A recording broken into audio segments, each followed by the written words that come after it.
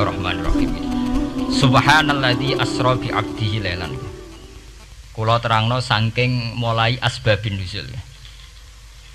Rata-rata ulama itu berpendapat bahwa asal mula Isra itu sebagai hiburan. Hiburan dari Tuhan, Allah nyukani pelipur larang niku saat Nabi ngalami dua kesusahan. Itu periode Mekah itu periode tersulit Nabi karena beliau itu sudah minoritas, kaum minoritas kecil, miskin, terus pendukungnya tidak ada. Satu-satunya yang menggaransi, yang menjamin Nabi tidak dibunuh itu karena beliau dilindungi oleh sinten pamanipun, sinten Abu Thalib. Dan termasuk lagi secara kasta sosial ekonomi beliau tinggi karena punya istri yang saudagar kaya. Gini ku Sayyidah Khadijah. Tapi ternyata orang yang selama ini benar-benar di belakang Nabi, baik secara materi maupun moral, sing entek-entekan berjuang, ternyata wafat. Khadijah Abu Thalib wafat. Terus dikenal tahun itu tahun Amul Husni, tahun kesusahan. Sudah gitu niki sing termasuk ilmiah. Sudah gitu secara ilmiah psikologis kejiwaan Nabi terguncang.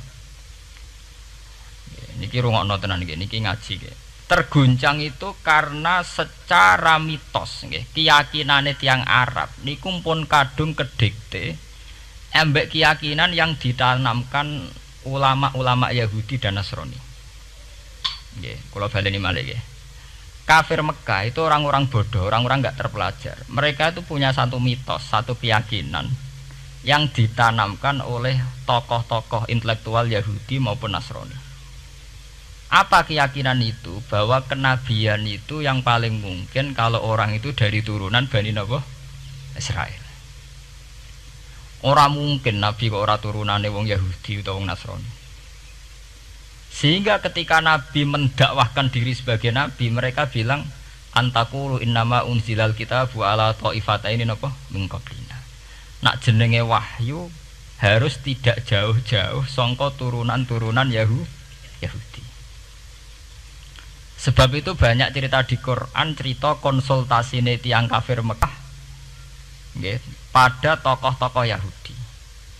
Setelah konsultasi ya disesatkan. Orang mungkin Nabi kok nemu ummiyin, mung bintu-bintu untuk napa? Wahyu. Padha-padha dadi nabi rak kita, ora Muhammad. Ini kalau cerita sejarah. Sehingga saat Nabi ngaku Nabi, niku kayak sudah jadi mitos. Nabi itu tidak boleh jauh-jauh dari Palestina. Karena Nabi Ibrahim orang Palestina, Nabi Isa orang Palestina, Yahya Zakaria juga orang Palestina, Nabi Musa juga orang Palestina. Semuanya itu tidak jauh-jauh dari komunitas Baitul Aqsa. Ini ku masjid Baitul Maqdis atau Baitul Muqaddas. Lah itu wong kafir pinter, saking kepengen nyudutno Nabi Muhammad itu sampai Nabi mesti ning Palestina, ya mesti roh cerita-ceritane Nabi ning Palestina. Lah kowe apa tau roh Palestina? Wakoke detail-detail. Nek kowe pancen roh iku pintu masjid ning Palestina Baitul Aqsa jumlahe piro? Terus madepe ning ndi wae. Jadi bahwa Nabi ngeklaim diri sebagai Nabi yang bisa membaca malakutas samawati, baca alam-alam gaib. Niku dites nek iso tenan saiki aku takok jumlahe pintu Baitul Maqdis piro. Nah, niki peringatan kangge santri-santri bahwa semua nabi itu di luar dites fisik. Artinya zaman Nabi sholat ning masjid kayak teletong unta terus disiksa Abu Jahal itu hanya ujian-ujian fisik. Tapi di luar itu sebetulnya Nabi juga mengalami ujian-ujian intelektual. Ya kayak cerita-cerita di hadis sahih, Nabi itu sering didatangi orang Yahudi ditanya, "Mat, saya punya 5 pertanyaan. Yang tahu itu hanya Nabi. Kalau kamu bisa jawab ya Nabi, kalau enggak ya enggak Nabi." Termasuk takokane, apa pertama yang dimakan ahli jannah saat masuk surga? Kok aneh-aneh. Terus kenapa anak itu kok kadang mirip bapaknya, mirip ibunya? So, kok aneh-aneh. Dan itu berlanjut terus sampai Nabi di periode Madinah. Nah sebab itu Nabi itu secara intelektual itu diasah Tuhan lewat proses Isra.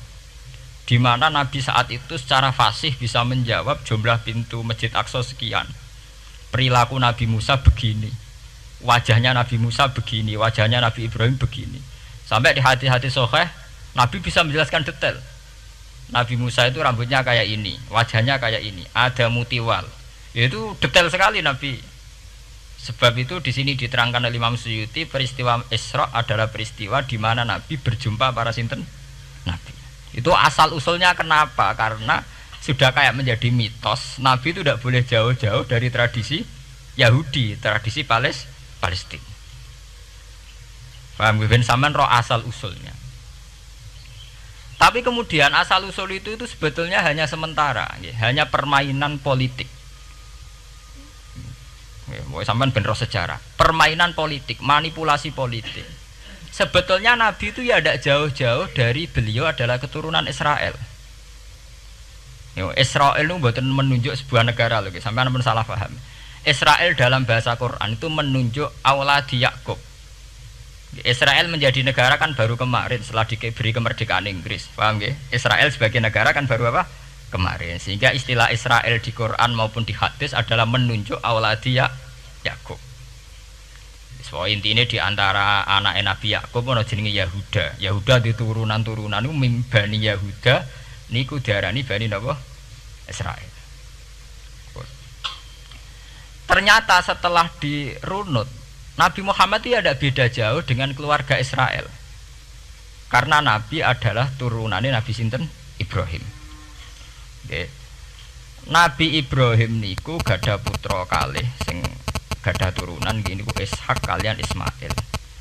Ismail kalian Nabi Ibrahim disalap teng Mekah. Gini ku sing disebut Quran inni askantu min dzurriyyati biwatin ghairi dzar'in inda baitikal muharram. Terus saking Nabi Ismail nurun-nurun ngantos Sayyid Adnan. Ya, mulane nak teng berjanji disebut wa adnanu bila bin intadzabil ulumin nasabiyah ila dzabihi Ismail nisbatuhu wa muntama. Secara teori ilmu nasab Sayyid Adnan jelas-jelas wa adnanu bila bin intadzabil ulumin nasabiyah ila dzabihi Ismail nisbatuhu wa muntama. Tapi yang menjadi masalah yaitu tadi saya sudah bilang seakan-akan Nabi Muhammad itu orang yang benar-benar berbeda dari dinasti itu, dari keturunan itu. Karena orang Yahudi, orang kafir Mekah di kepentingan menggagalkan kenabian Muhammad. Sehingga dilecehno Muhammad bin Abi Kabsah. Oh Muhammad yang cilik di rumah tukangan wedes.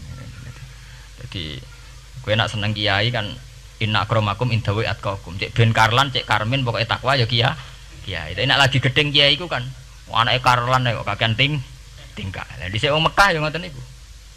Dadi nak muni Muhammad bin Abdullah bin Abdul Muthalib cek terhormat. Mereka adalah orang-orang bangsawan di seputarku Quraisy. Nabi itu kastane Quraisy. Jadi kalau Muhammad bin Abdullah bin Abdul Muthalib cek ketok terhormat. Wong kafir pinter nang istilahna ora Muhammad bin Abdullah. Muhammad bin Abi Kabsah. Mergo cilike Nabi tau dirumat cara kene ya Karlan ning penjara desa. Mulane Nabi tawangon wedhus mergo tau de bapak angkat sing tukang napa? Wedhus. Wong Mekah pinter dididik wong Yahudi. Kowe nek istilahna aja Muhammad bin Abdullah bin Abdul Muthalib iku cek kekerenan, terlalu napa? Keren. Jadi Muhammad bin Ibnu Abi Kabsah. Di wong nak seneng Pak Harto kan Soeharto jenderal besar. Nek sing gedeng wong kemusuk kan terus repot. Oh, terus nyebut desa asline asal sulit. Kowe nak seneng bupati ya jadi bupati. Orang nomor 1 di Bojonegoro nak gedeng golekno asal usule. Sing ngoten mun sunatullah mulai riyen sampai kiamat ya. Sunnatullah lati qad khalas napa? Mengkobel. Walanta ajdali sunnatil lain napa? Tabdila. Ya akan begitu. Nah sehingga peristiwa Isra itu satu peristiwa rohani ya. Selain peristiwa rohani nanti akan diwajibkan sholat, juga ada peristiwa intelektual, ada pengajaran intelektual bahwa semua nabi itu harus punya tradisi yang sama, punya karakter yang sama. Jika Nabi dalam proses Isra itu dipertemukan dengan Nabi Ibrahim, Nabi Musa, nabi-nabi yang lain. Dan diskusi di situ juga ada diskusi-diskusi. Paham ya? Niki penting ya, penting kalau terangaken karena kalau tanpa tradisi yang berkelanjutan ya, sing disebut tenggene thariqah jenenge as-sanad al-mu'tabar, sanad sing mu'tabar utawi nak tenggene pondok-pondok kitab disebut sanad sing muttasil. ini nanti semua tradisi kenabian akan melenceng. Kalau melenceng itu ngeri. Karena setiap orang ya, mesti gada subjektivitas sendiri, punya versinya sendiri. Sehingga semua nabi harus model istilah politik itu punya platform yang sama, punya karakter yang sama, punya model yang apa? Sama. Nah, sebab itu secara intelektual Nabi Muhammad itu dikenalkan oleh karakter para nabi-nabi dulu. Nggak detail. Satu Quran 30 juz. Andai kan sampai hafal Quran. Sampai ngurunut sejarahnya coba. Kita ini kan kadung dibentuk. Artinya kita ini ya alhamdulillah sudah kadung kebentuk, tahu sejarah para nabi. Tapi asal usulnya kita tahu lewat kitab yang namanya Al-Qur'an. Supaya apa? Nabi Muhammad itu dibimbing bahwa Quran atau ajaran beliau benar-benar musaddiqal lima baina yadeh, benar-benar selaras dengan ajaran sebelumnya. Mulai ajaran yang bersifat samawi sampai hal-hal yang basariyah, yang menyangkut tabiah napa? Basariyah. Kalau contohnya ngeten, misalnya begini. Nabi Muhammad disejarahkan Nabi Ibrahim, beliau punya problem. Problem itu berupa punya bapak atau paman yang tidak Islam. Bahkan nak ning critane kiai-kiai desa dari Nabi Ibrahim cilike kon adol patung. Terus didol meniki patung, ya ora manfaati ra mudarati, mbok tuku ya karepem ora napa? Karepem. Mbok ono sanate mbok ora, pokoke cerita itu populer. Disejarahkan begitu. Sehingga Nabi Muhammad tahu, oh ternyata yang punya problem ngadepi keluarga itu tidak saya tok. Dulu Nabi Ibrahim juga punya problem ngadepi keluarga. Aku tak lumayan terima paman, Pak Lek, Pak De, Abu Jahal sinten? Abu Lahab. Nabi Ibrahim malah bapak ya. Udah gitu. Setelah itu juga diceritakan tentang Nabi Nuh, Nabi Lut, seorang nabi besar yang punya nasib sial, yaitu istrinya pengkhianat. Mereka jadi kiai di bojo judes itu tidak masalah. Mulai dhisik terima kiai di bojo judes biasa. Ya itu tadi Nabi Nuh, Nabi Lut itu lebih ngeri ketimbang itu di bojo napa? Mboten kebenaran. Kita kan paling dicoba bojo judes kan ringan banget. Paling banter mecano piring gelas kan. Itu murah banget. Begitu terus. Nabi Musa juga gitu. Diceritakan Nabi Musa, beliau adalah seorang sosok Bani Israel yang temperamental. Ya basaria sekali. Saking temperamentalnya ketika tukaran ya jotos. Mana nak kiai temperamental kadang jotosan ya ono sanate ya Nabi Musa ku nak tukaran ra cocok napa? Jotos. Fawakazahu Musa faqada alai. Artinya ya basaria sekali. Cerita ABG ini kubire nggih wonten saat beliau melarikan diri lala ketemu cewek loro. Ya ora wentise barang Nabi Musa, waduh mari maksiat ae terus kon. Wadek aja mlaku ning ngarepku. Nah kena angin aku roh sikile mari nafsu. Aku nabi kok nafsu barang kan ra pantes. Nah ngono kayak mlaku guriku. Ya basaria sekali itu sampai detail. Terus ketika itu terus disuaka politik oleh Nabi Syuaib. Sehingga menjadi tradisi bahwa semua nabi akan mengalami problem dengan kaumnya. Kemudian disuaka politik oleh komunitas yang berbeda, yaitu komunitas Syuaib itu di luar pemerintahan Fir'aun. Sama seperti yang dialami Nabi Muhammad, komunitas Mekah itu menyiksa Nabi, bahkan mengimbargo sinten Nabi. Semua aliran dana, aliran ekonomi, akses dana, akses makanan itu ditutup di Mekah. Sehingga Nabi sampai dahar dedaunan, fisik bil jibali napa Mekah.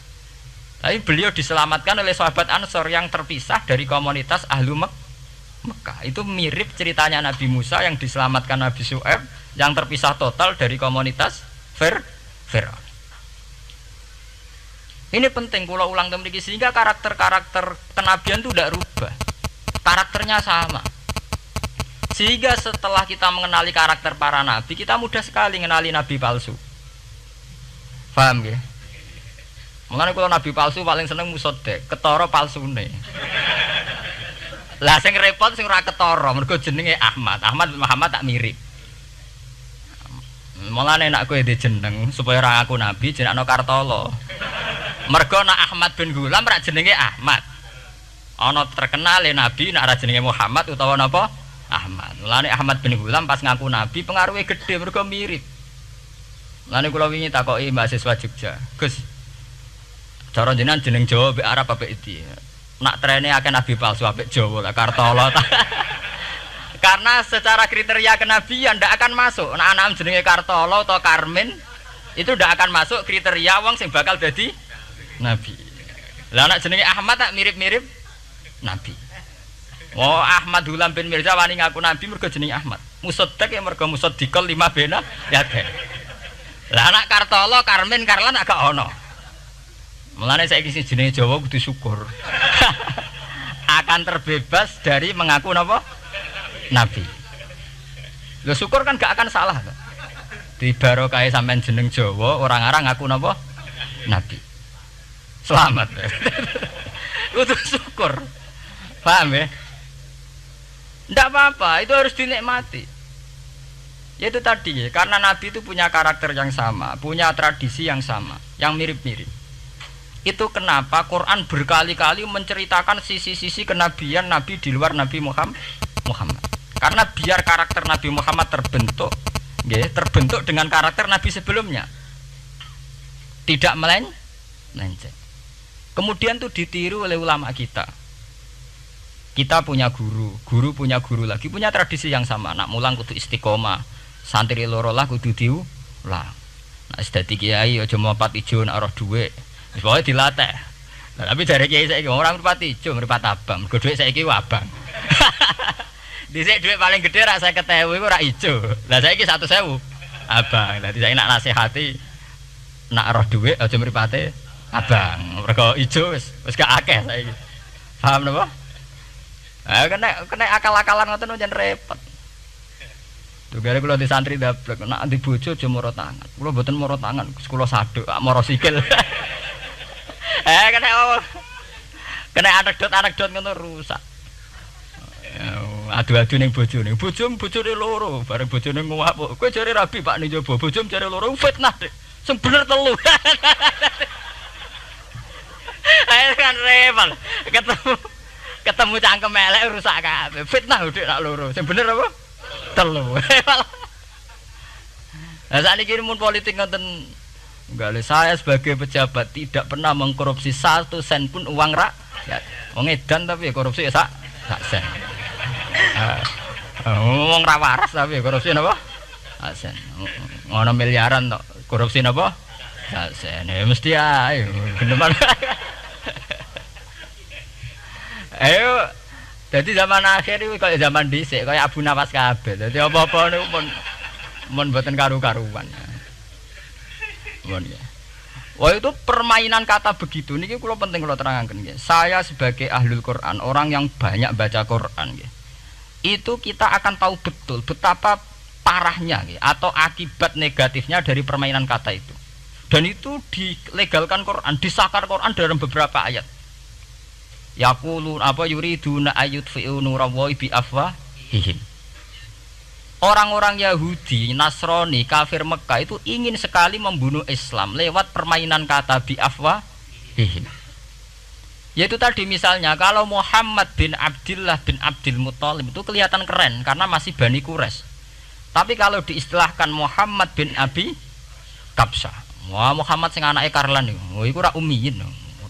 Balik dadi wong alim terus diistilahno bapakmu sing cilike iku angon wedhus. Ya terus repot terus ajur kah? Kabeh.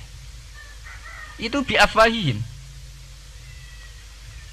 Efektivitas bi afwahihim itu sampai tenggene Tarikhus Suyuti wonten keterangan wa min dzalika irtadda jam'un minas sahabah. Dari permainan kata yang ditanamkan orang Yahudi itu sampai banyak sahabat yang murtad. Istilahnya itu jam'un minas sahabah. Meskipun setelah murtad itu ya divonis tidak sahabat. Misalnya menyangkut nasa mansuh. Orang Yahudi pinter, du'afaul muslimin, orang-orang muslim yang imannya masih lemah.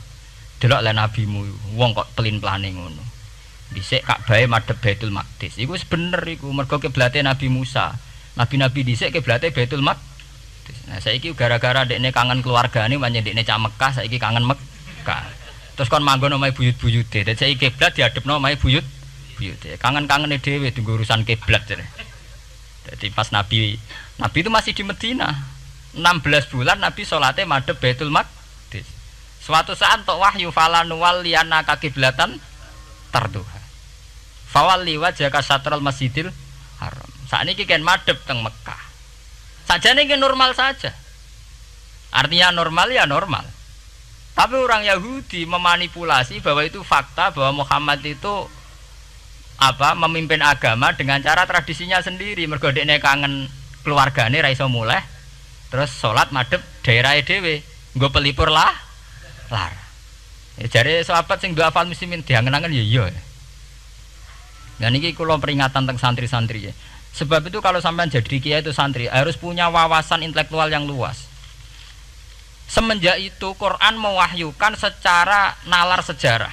Ya niku sing disebut ayat inna awwala baiti wudi'a lin-nasi lalladzi bi Bakkata mubaraka wa hudal lil alamin fihi ayatum bayyinatum maqamun apa Ibrahim.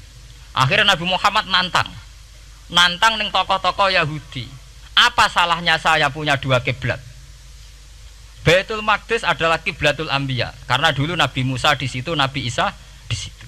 Sekarang saya menghadap ke kiblat yang lain karena itu kiblatul Ibrahim dan dia lebih senior. Lebih apa?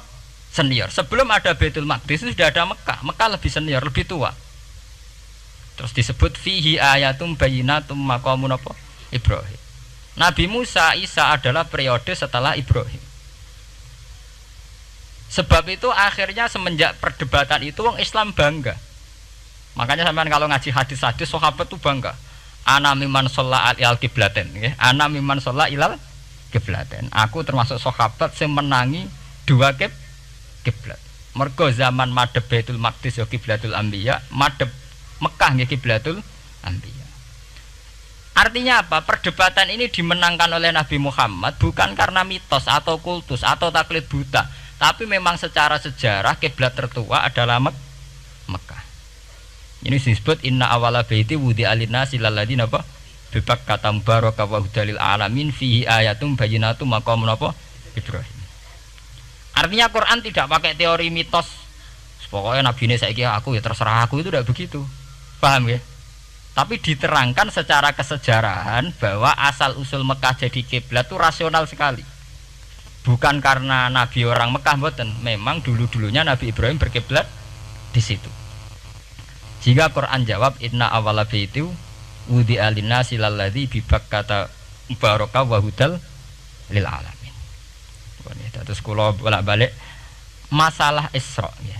Niku masalah-masalah yang selain pelipul rarar itu ada petualangan intelektual, petualangan ilmiah di mana Nabi Muhammad diperkenalkan oleh Allah nggih, diperkenalkan watak para nabi, pilihan hidup para nabi, bahkan tradisi-tradisi para nabi.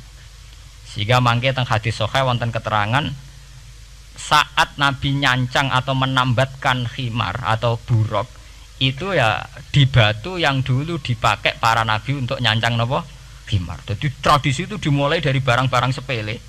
Carane nyancang buruk nabi mirip sama dengan nabi-nabi yang apa dulu. Terus memulainya Mi'raj juga sama dengan nabi-nabi dulu. Bon niku sing secara ilmiah tarikhiyah. Sakniki sing menyangkut akidah firqah fil Islam. Nah niki kula terangno. Menurut ahli sunnah, orang yang mengingkari Isra itu kafir. Ya kafir karena dzukira fil Quran nggih. Isra itu dzukira fil Quran. Makanya tadi saya jarang sekali pakai bahasa Mi'raj.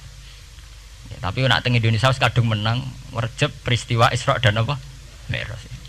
Pokoke bahasa kadung salah, kadung menangan ya menangan. Wis kadung istilah Isra dan apa? Mi'raj. Sebetulnya yang disepakati ulama itu hanya Isra. Artinya yang memungkiri Isra itu kafir karena dzikra fil Quran. Lah kemudian Mi'raj menurut keyakinan Ahlussunnah itu terjadi.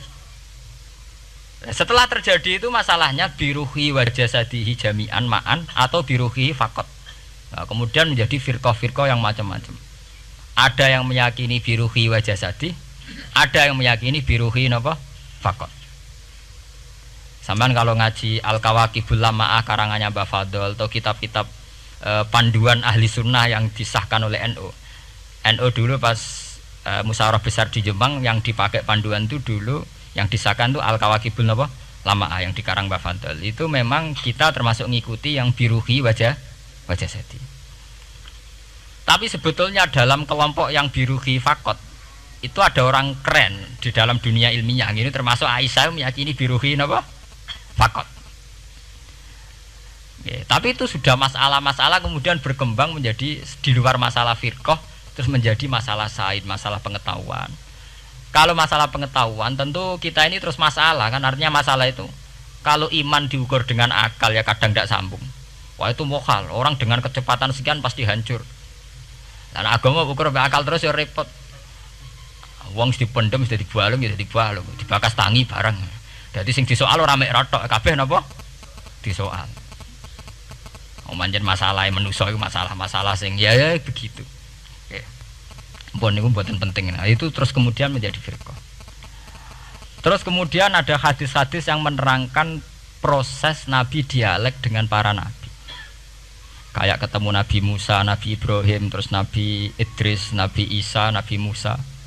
Itu terus diterangkan di hadis-hadis sahih.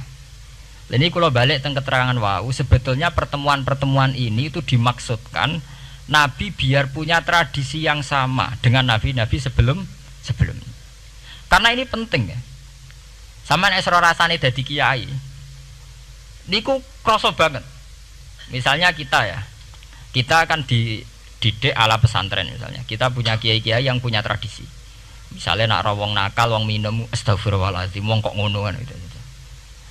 Ya hanya begitu. Sehingga wis kaya identik angger kiai NU atau amalia NU iku rawani naboki wong sing nyabu. Ya rawani nyaduki wong sing lagi minum. Kemudian itu dianggap satu kekurangan atau apa, walhasil kemudian lahir kayak FPI, orang yang tidak menerima metode itu. Tapi sudah kayak ada janjian tuh begitu. Kiai paling anti kemungkaran lah itu. Masa kiai paling kerengo sapa mbok terkenal kerengo. Mereka tidak punya catatan repot bahwa mereka pernah jotosi wong minum. Masih sing sering jotosi santri lah itu tetep ora tau ono terkenal jotosi napa? Wong sing mabuk, wong sing minum. Itu sudah kayak tradisi. Dulu zaman Basim Asari Jombang terkenal ijo be abang, sing wabang ya abangan tenan. Sing ijo. Tapi tidak ada catatan sejarah kiai jotosan be pemabuk. Ya memang kayak kita sudah punya tradisi nek roh kemungkaran itu menang kalah itu lewat proses bil hikmati wal mauidzatil hasanah. Kita ini kayak punya tradisi nek roh kemungkaran milih model Nabi wa mahdi qaumi fa innahum la ya'lam. Itu ya kayak ada janjian begitu. Meskipun kita sebagai orang alim ya tahu nahi mungkar itu wajib. Nahi mungkar itu begini-begini, tapi ya praktek kita tidak pernah begitu. Ya, kalau di Timur Tengah kebalikan. Mana ada terima karuan wong nakal. Podo soleh beda aliran halal dibunuh. Sehingga wong Sunni yang ngalalo daerah wong Syiah nggih ngalalo daerah napa? Wong Sunni. Ya sudah kayak tradisi. Sampai nak maca kitab fikih-fikih khas Arab. Mau biasa muni wong ngene iku muhaddarun damu. Padahal ya wong soleh, wong Islam di mazhab apa is disebut darun apa? Damu. Sehingga kita itu tadi kita punya tradisi. Saya tuh kalau sedang tahajud, matehai para wali-wali songo atau apa, itu yang terpikir di saya itu hanya satu. Agama Islam itu lahir lewat Quran dan hadis. Tapi kemudian tahu-tahu tetap berimprovisasi, berkembang sesuai tokoh yang membawa. Sampai kalau melihat Islam di India dulu sampai perang besar-besaran, kemudian zaman Abul A'la Al-Maududi, zaman periode Muhammad Iqbal, sampai India pecah, kemudian jadi Pakistan yang bernegara apa?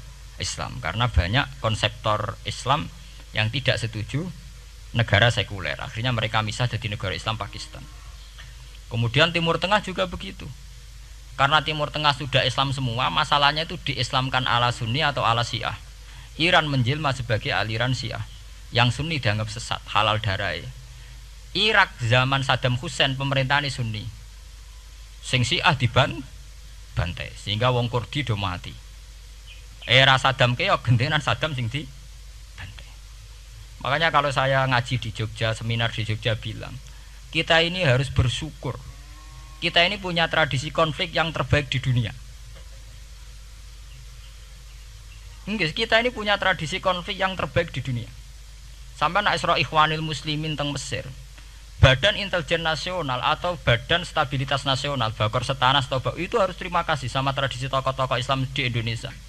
Lepas dari kita setuju tidak setuju itu terserah, tapi kita punya tradisi konflik yang paling baik di dunia. Kurang bencinya Gus Dur sama FPI atau FPI sama Gus Dur, paling mereka ya adu statement di depan wartawan. Itu bagus sekali. Cara nang Arab wis tembak-tembakan. Kita punya sejarah. Secara pesantren saya itu punya sejarah panjang. Zaman Mbah Imam beda dengan Mbah Zubair, zaman Kiai Memun beda dengan Kiai yang lain. Paling adu statement saat ada tamu itu paling bagus. Kita punya tradisi konflik paling bagus di dunia. Kayak apa mangkalnya orang NU saat Gus Dur diimpis, dipecat. Tapi habis itu ya sering seminar ketemu Amin Rais. Ya mereka adu polemik, ini tidak konstitusional, ini apa. Gus Dur nggak jurus dekret. Sing sitok nggak jurus sidang mewah, nah, kurang serem sidang istimewa dilawan sidang luar biasa. Pokoknya agak istilah sing serem-serem. Tapi tidak saling bunuh loh, sampean harus syukur loh. Selama ini orang awam sering bilang, loh kiai kok tukaran. Sampean bandingkan di Timur Tengah, jenenge tukaran mesti tahdirudam. Para polisi, para badan intelijen, para yang menjaga stabilitas negara ini harus terima kasih sama tradisi tokoh-tokoh Indonesia. Yang namanya di Mesir, di Irak, di mana-mana jenenge tukaran mesti melibatkan pertumpahan darah. Saat Arab Saudi jadi Wahabi itu besar-besaran itu. Pembunuhan apa pengusiran orang-orang Sunni. Tapi di Indonesia enggak. Desi anarkis. Paling itu tadi adu polemik. MLB dilawan MLB itu masih keren sekali, tidak apa-apa. Itu lebih baik ketimbang adu jotos atau adu hizib lah.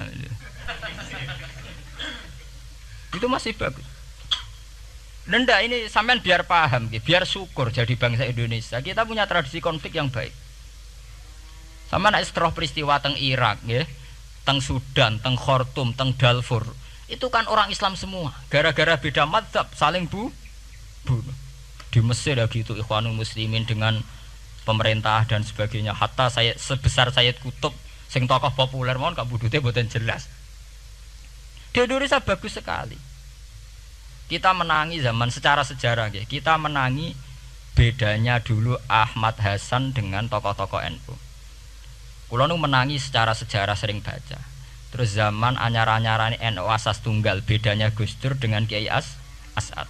Sak mangke bedane PKB dua versi. Mereka menyelesaikan secara beradab. Lewat pengadilan, kok pengadilan kalah lewat MA, beradab sekali. Kita harus bersyukur. Dibanding penyelesaian konflik kayak di Irak kemudian ngundang Amerika, akhirnya sekarang kacau balau.